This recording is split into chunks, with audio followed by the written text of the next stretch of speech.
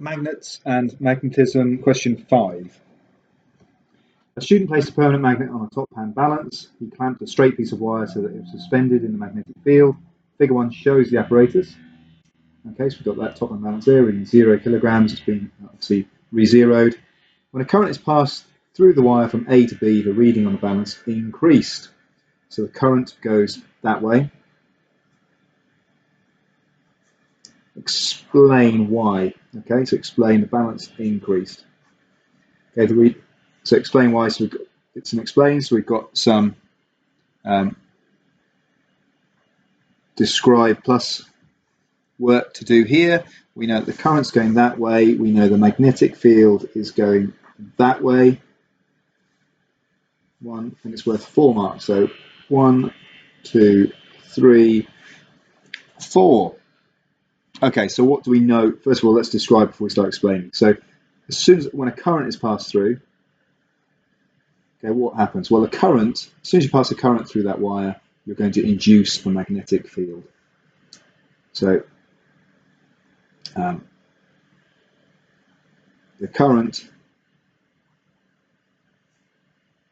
in the wire induces or makes or forms, but induces, I can't spell today, induces is the correct word, a magnetic field. Okay, so it induces a magnetic field. This magnetic field then is inside a magnetic field already. This new B field interacts. So with the B field of the permanent magnet. So that's why we experience that force. Okay. Well, we know if I think about Fleming's left-hand rule, I've got,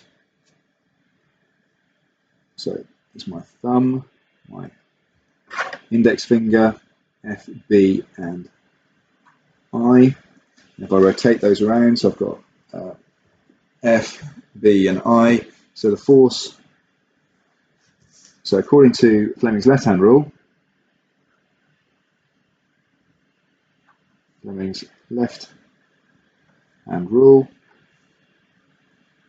states that the wire will feel a force upward. Okay, so the wire is going to be forced upward. So what's going to happen then is if the magnet, the permanent magnet here, is forcing the wire upwards. So let's go for, so perm magnet forcing wire up. If we think about this, 2 objects there, we've got the permanent magnet, we've got the wire, okay, and they are interacting. So according to Newton's law, that means that the wire must be, so whenever we get 2 objects like this, we've got the force pairs, the equal and opposite. For every action, there's an equal and opposite reaction. And what that means is we just replace the words. So we take the 2 different objects, so the wire, the force stays the same, but the direction will switch. Okay, it always switches. So we know that the wire forces the permanent magnet, down, and the permanent magnet, look, is sat on that balance. So that's what's going on there. So it's according to Newton's 3rd law. So Newton's